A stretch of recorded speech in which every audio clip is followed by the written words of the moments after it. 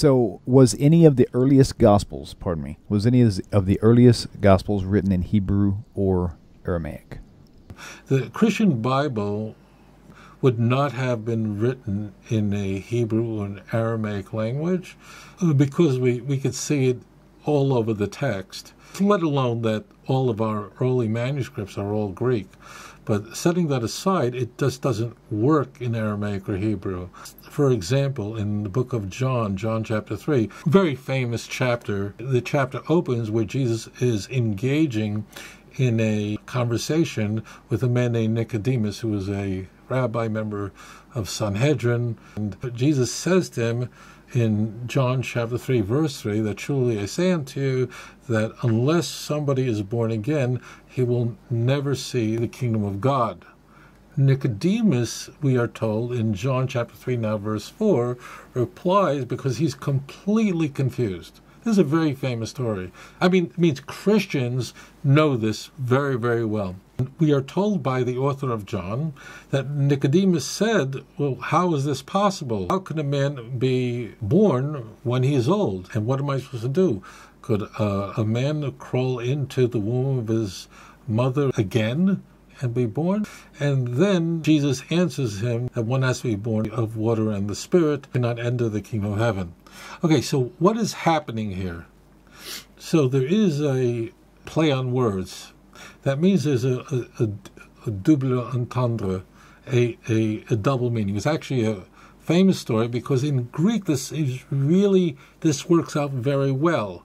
It means the story works in Greek, in that in the Greek word for being born again and being born from above is the same word. In the hyper-literal sense that Nicodemus understands this to mean, that means you have to go back into your mother's womb and be born another time, versus being born from above, the same Greek word would produce the exact same meaning. And therefore, Nicodemus misapprehends what Jesus is saying, we are told by the author of John, and goes, what do you mean you have to be born again? How me, an old man, am I going to crawl into my mother's womb and come out a second time to be born again? And then he's corrected. That means you have to be born from above. Okay? Now, the story works great, but it only works in Greek. It cannot possibly, this story could not have happened. Because if Jesus and Nicodemus, that means a member of the Sanhedrin, a great rabbi, a Pharisee, is having a conversation with Jesus, he could be sure they weren't speaking Greek to each other. They were speaking Spanish to each other. They were speaking Aramaic to each other. That was the conversation they were having. Now, as it turns out, whether it's Aramaic or Hebrew, which are sister languages, there is the word for being born again, meaning coming out of your mother's womb again. In any way you can formulate that, there is no word like that from being born from above. They're not the same word, which means the entire narrative collapses. The entire narrative could not have occurred because it doesn't work. This story does not make any sense. The story, this plot device, which is very important to the book of John, because John, unlike the Synoptic Gospels, is encouraging, Jesus is encouraging his followers to look forward to a time when there will be a kingdom, but that will be a kingdom in heaven. Remember, the book of John is written late, very late. It's the last of the four Gospels. It's written at the end of the first century, probably 90, 95, somewhere about there. And by that time, you could be sure anybody who would have been around during Jesus' time, all the Christians who would have been contemporaries of Jesus, would have, you can't say certainly, there are people who lived to 90, 95. In that time, it was unusual. It could happen. But in fact, that's where the tradition in the church developed, that whoever wrote the book of John, well, actually, the tradition would go that John, the son of Zebedee, who, according to Christian tradition, the book of John does not identify itself as written by John, the son of Zebedee, but according to Christian tradition, John lived to like 9,500 years old, because how could he possibly write this gospel at the very tail end of the first century. I mean, I'll ask you the question, just you, the viewer, if antibiotics didn't exist, if modern medicine did not exist, would you be alive today? You're probably thinking to yourself, I'd probably be dead right now. And in the first century, the average expected lifespan was what? 30 years? It doesn't mean there weren't people who dodged a lot of bullets, but there were people who did live very long, but it was unusual. Of course, the infant mortality rate was extraordinary. In the year 1900, in the United States, the average American lifespan was 42, but again, that would include infant mortality. So therefore, here's the point. By the time the book of John is written, there is not a discussion about a kingdom of God coming to earth as we find in the Synoptic Gospels. Synoptic Gospels refer to the Gospel of Matthew, Mark, and Luke. Because by the time John is being written, that's done. There is no kingdom of God that's coming to earth. It didn't happen. So therefore, John is going to present us a very different gospel. In fact, about 90% of what we find in the book of John is not to be found in the Synoptic Gospels. And this is major. It's not just word for word. It's concepts and constructions and huge, massive dialogues and so on. It's beyond, and the incarnation theology that John presents us with, rather than an adoptionist theology that we find in Mark. I don't want to get too complicated. So the point is that the New Testament was certainly written in Greek. Now, why would anyone suggest that the New Testament was written in Aramaic or Hebrew? Well, there's something behind it, and then there's what's behind it is this is a big problem.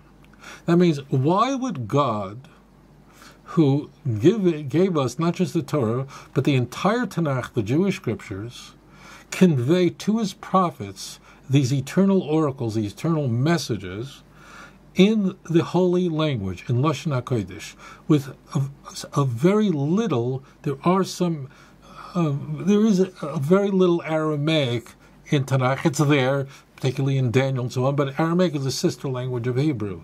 So we can just say Tanakh is written, God is conveying his message to his prophets in the Hebrew language. In fact, God created the world in this holy tongue. See Psalm 33, verse 6. Now, what you have to believe is that God, for whatever reason, inspired all the gospel writers, not only the gospel writers, but whoever wrote the epistles of John, those are anonymous. Peter, the author of the books of Peter, the author claims to be Peter. It is virtually certain that whoever wrote, that Peter did not write 2 Peter. Whoever wrote 2 Peter, that it's not the same author, and almost certainly very few scholars, except for fundamentalists, believe that Peter wrote that the apostle Peter could have possibly written the book of Peter. But the key point is why is God conveying oracles suddenly in Greek?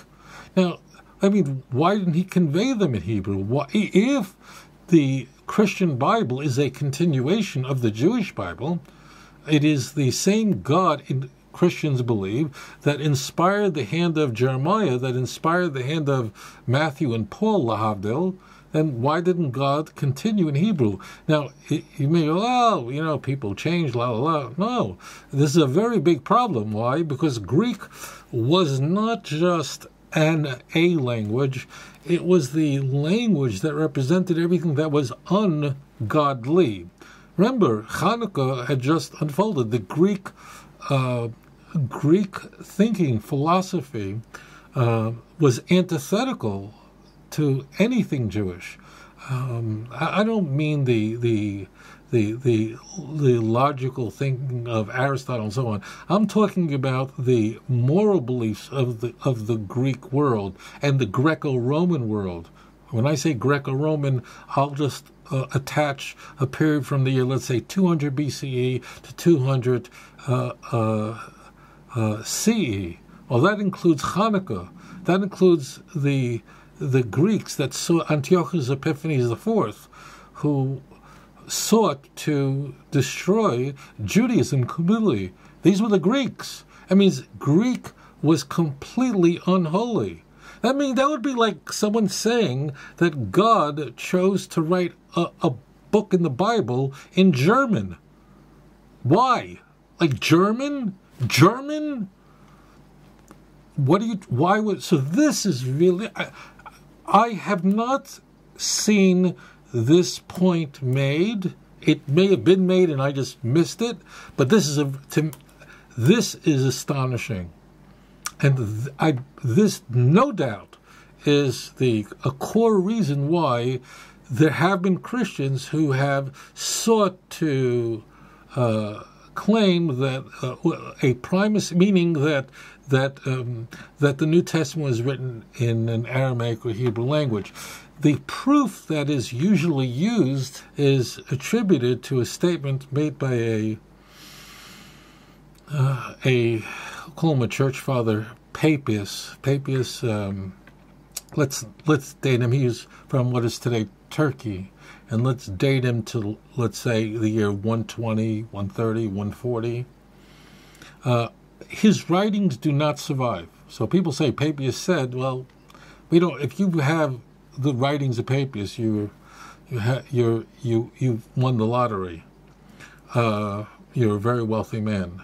But we have later church fathers that quote Papias. So let's say Papias lived, let's say 140.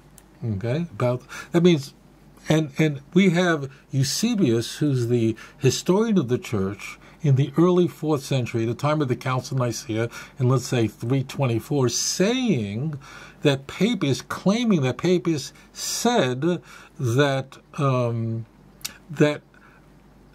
he doesn't use the word gospel of Matthew, but there are sayings of Jesus that Matthew, the disciple, recorded in Hebrew. The word there is saying, and the same thing is said about Mark, using a different word, but Mark was relying on would have been relying on Peter, according to Papias. And this is what folks are attributing to. And one other point, and that is that according to Eusebius, it is Irenaeus. Irenaeus is a very important church father. Ironically, he was from Turkey, but he became the bishop of Lyon in probably like 177. I may be off on that. I think about 177. He was appointed the bishop of Lyon, what is France, but there was no France at the time. So the first time we know that the Gospels are Matthew, Mark, Luke, John, and these are the names. Is Irenaeus. So Eusebius says that Irenaeus, the church father, relied on Papias. Irenaeus also referred to Papias as, I'm paraphrasing here, as an idiot, as an airhead, as a person who was very foolish. We know that Papias was wrong about many, many things. Matthew is much more than saying. So there's either a number of things going on here. Either Papias is making this up, or Papias never said it, but later on people attribute it to Papias. I mean, we don't have, for instance, Justin, a very important, prestigious church father, naming the Gospels. Why didn't he if they were known? He never quotes from Paul, which is very interesting.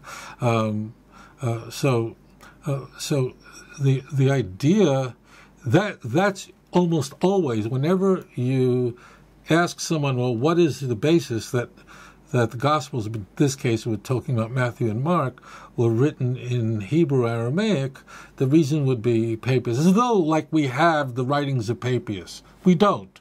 But we have later church fathers. When I say later, I don't mean 3 months later. I'm talking about 3 centuries later, attributing these sayings to Papias. And Papias, we know, was wrong on so many other issues, which is beyond the scope of this show. But, there would be no reason in the New Testament for the New Testament to say, in the cry of dereliction, when Mark tells us that Jesus said his last statement on the cross was, Eli, Eli, lama sabachthani, which means, my God, why hast thou forsaken me? Well, why would he be translating it? If it was originally written in Aramaic, what was he translating? Which means? Like, what does it mean, which means? You'd only put what means is if the text was originally written in Greek, and it was originally written in Greek, and then you have the people who are going to read your book and go, well, I don't know what that means, so I have to translate it. I don't know what Eli, Eli, lama sabachthani means, which is a quote from Psalm 22, where it says, Eli, Eli, lama azavtani. Why would he say which means? What do you mean, which means? It's written in Aramaic. Why do you have to translate it? So there's so many, the name that Simon is given, all this is just, there would be no reason for it. So the reason why almost all, not all, but almost all Christian scholars would agree with me, even very, very conservative Christian scholars. There are some, there are not many, very few, but there are some few Christian scholars that say that the Gospels were originally written in Hebrew Aramaic, or the book of Matthew, which for some reason is called the most Jewish of all the Gospels. It's really the most anti-Jewish, most anti-Semitic of all the Gospels. It wasn't John, it was Matthew. But anyways, the authors don't identify who they were. They don't claim, because I'm going to get 5,000 emails. Well, Matthew was an Orthodox Jew. He's a Pharisee. This is nonsense. We don't know who wrote the book of Matthew, and we don't know who wrote the book of Mark. They do not claim to be written by these authors, and in fact, Matthew speaks about Matthew in the third person, and it was written anonymously, and these ascriptions are late 2nd century. And why will the church want to ascribe the author of the first gospel to an apostle named Matthew, a tax collector, is because it would then have apostolic authority.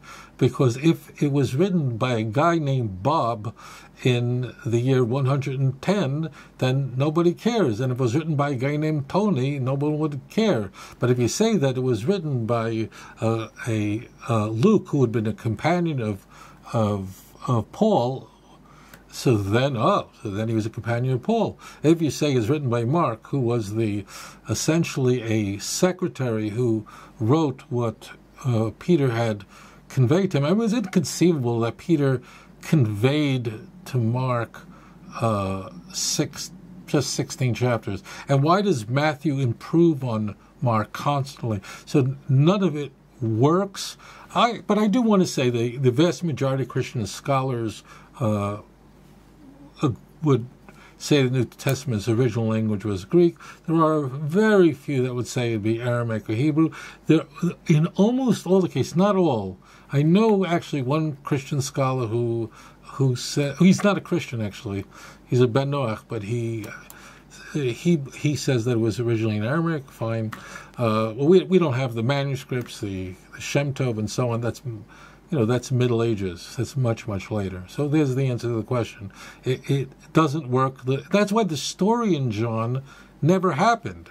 Jesus and Nicodemus are speaking Aramaic. That's the language these two people will be talking. And if they're speaking in Aramaic, that conversation could not have happened because Nicodemus could not have misapprehended what Jesus said. And that's the whole point of the whole story, that Nicodemus missed it. He didn't get it, which is endemic, which is the way the Jews in the nicest texts are presented as they just missed the boat. In the texts that are really far more vitriolic, the Jews are the seed of the devil, John 8:44. But in the Gospels, the Jews just are blind; they can't see. There are veils over their eyes. There's scales over their heart. They just can't see. That's been blocked. Paul has an old explanation for this. So that's the answer. The answer is written in Greek. Papias is who's relied on. Papias, we don't have anything of Papias, and Papias is not reliable. The Matthew he speaks about, when he speaks about Matthew, he speaks about Matthew recording sayings of Jesus. Well, the book of Matthew is a lot more than sayings of Jesus. So he's making this up, or he's talking about something else completely. So there's your answer. Thank you for that question. אדון עולם אשר מלך בטרם כל יציר נברא ועת נעשה בחפצו כל אזי מלך שמו נקרא ואחרי ככלות הכל לבדו ימלוך נורא והוא היה